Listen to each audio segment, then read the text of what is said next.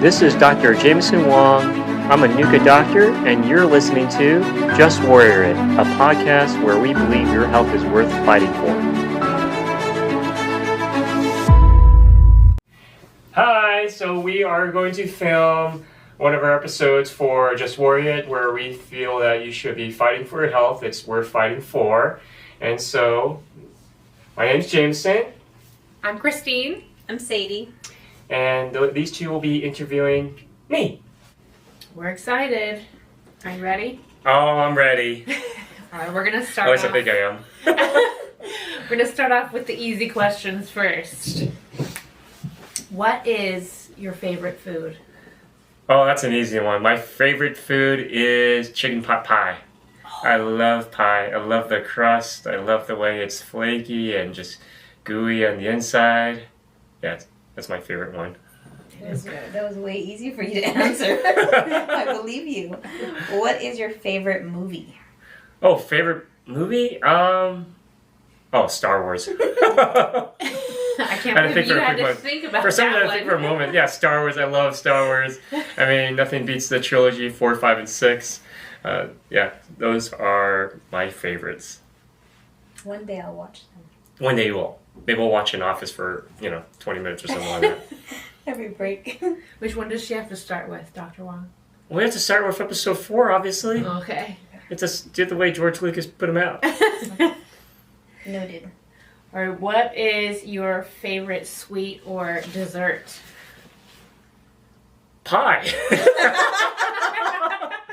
All right, what type of pie? It's apple pie. Well, Okay. It used to be strawberry rhubarb, and it's really hard to find these days, and so it's been mostly just apple pie. All right. What is your favorite part of being a dad? Oh, I had one of these moments this morning, so it's just being able to see the joy in their faces, playing with them. I always tell each of my kids, I keep telling my 3-year-old this, I wish I could be 3 with you, and I'll kneel at her height and just see what the world looks like through her eyes, and we have fun. So, and I do it with my other ones, my 5-year-old, my 7-year-old, and I always tell them, I take off the decades off my age, and then say, I'm this age, I'm 9 years old, just to play with them. I have a question to side part on that one. What Sure. made you be that kind of dad? I guess there was never really a choice. It was just enjoyment from the beginning of being a dad. I really enjoyed being present for my kid. My dad would be around and playing with us, very involved. So my mom, but just when I have my own kids, I really want to be there for them, and it was just the joy of just playing with them. Just brought me so much joy, and seeing how happy they were. That's just something that just drew me in. I love that. Beautiful answer. Okay, so if there was any place in the world that you could travel to, where would it be and why? Any place I can travel to? Any place? Well, the place that I have my heart set on going to, I go to Hong Kong because then my wife really wants to go there, and so I go there with her, and because I know she really wants to go there, and yeah, we go to Hong Kong. She used to go there every year for a little bit for parents, and then really enjoyed it and hasn't been back. I think can't remember how long it's been. So it's been. She went more recently, before kids though. But yeah, I go there with her. Have you been there before? I've been there once. Okay. Yeah, good food. Okay, so this is going to be like a 2-parter question. So what did you want to be when you were a kid?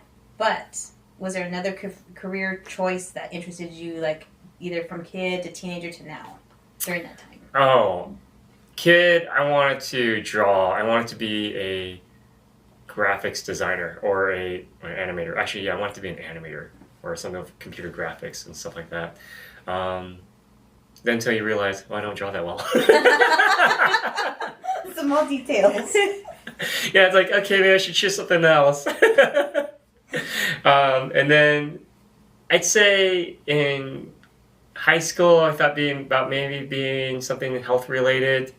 I was working as a lifeguard, and so I went to UC Davis, and then from there, I had interest in maybe pursuing something in health, and I was looking between either maybe nursing or chiropractic, and I've always had a mind more towards something holistic, even since like middle school, high school, just seeing the health of my family around and just wanted something better for them, and so I just chose chiropractic. Okay. So now into a little bit of the more intense questions. Uh-oh. Can you share a bit about your background and what led you to where you are today?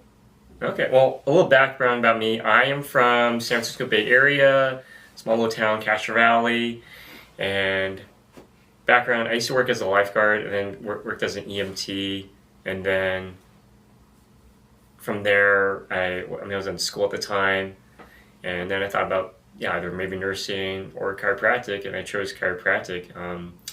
Sorry, what was the question again?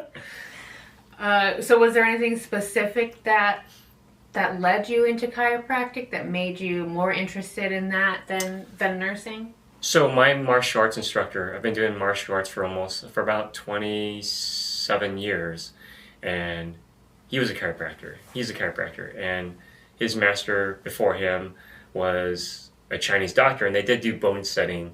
I mean, bone setting Chinese medicine's been around for thousands of years, and so I just always had an interest in that. And then with seeing the health, my dad always had a bad back. I've seen him throw his back out a few times. In high school, I threw out my back. I fractured, had a small pars fracture in my L5 due to a repetitive motion incidents. And I was 17, and no kid should have to throw out their back at like 17, or maybe, was it 18, but around there, no one should have to throw out their back at that age. And I always had some like back issues since then, and always had to look for things to do it. I've seen the regular chiropractor, and then my martial arts instructor did NUCCA on me, and then learning more about NUCCA and the science behind it really piqued my interest in seeing what it could do. So that was your first experience with NUCCA? Yeah. Was your martial arts instructor? With my martial arts instructor. So how do you explain NUCCA to someone who's never had it? So NUCCA, when first starters, NUCCA just stands for National Upper Cervical Chiropractic Association, but long story short, it's a technique for adjusting the neck area, C1. It's the bone closest to the brain, and it's right in between the connection point between the brain and the body.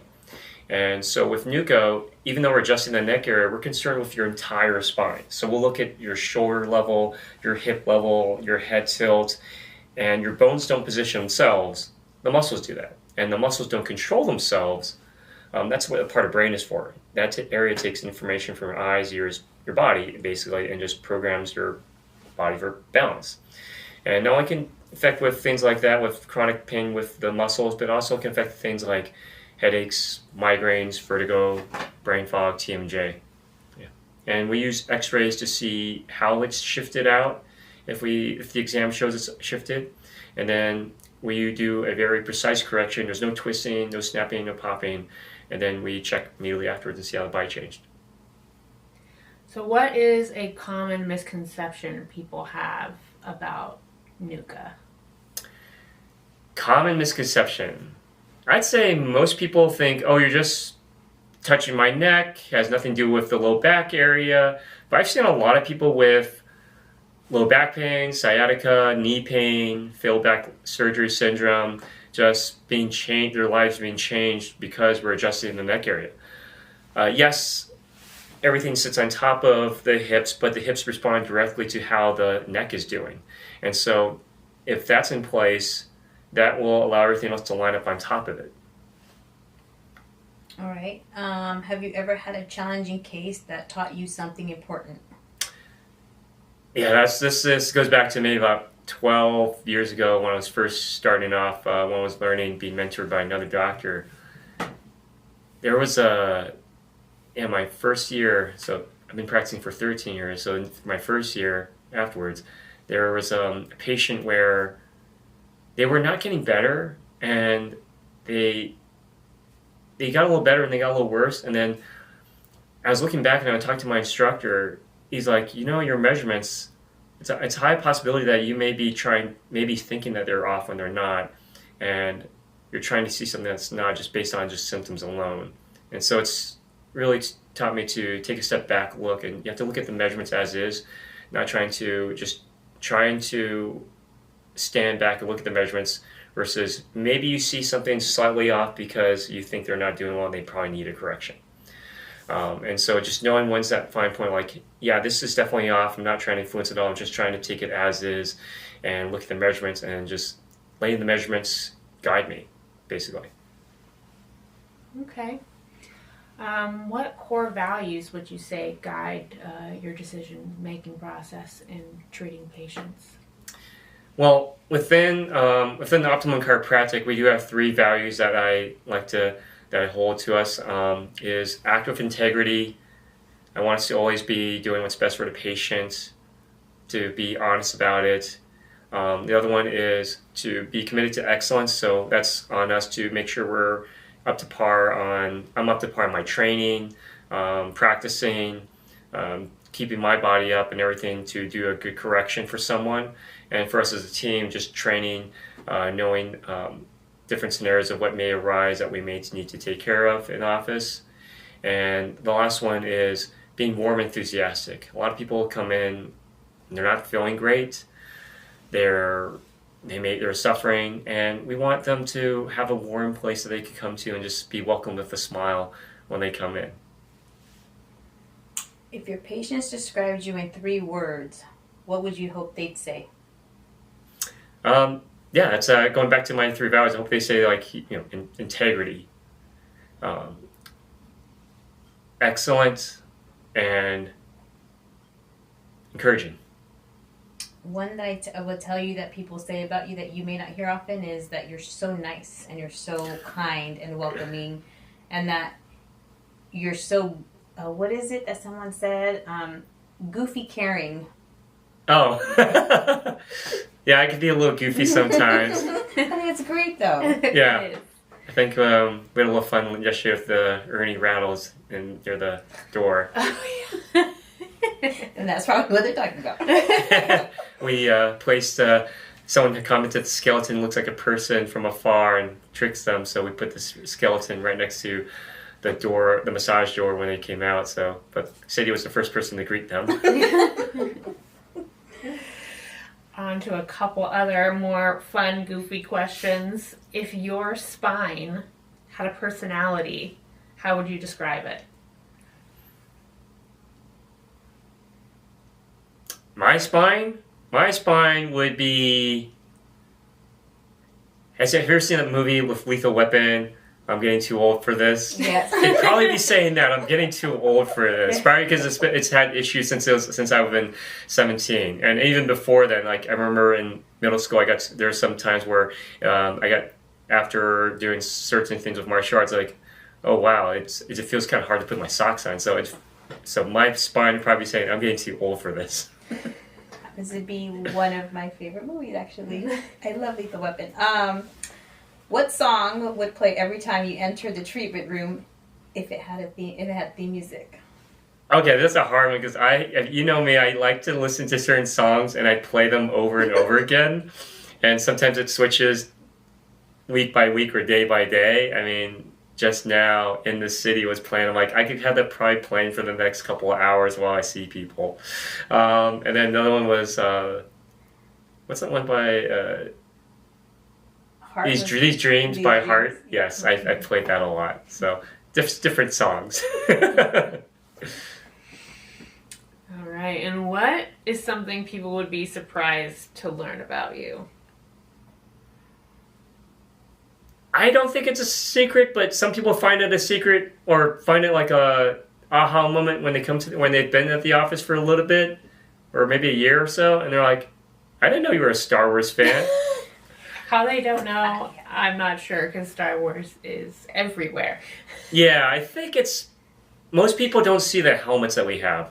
I guess when they walk down the hall, and even sometimes after the X-rays, they don't look up, but then some people look up like, "Oh, you have helmets. Are you a Star Wars fan?"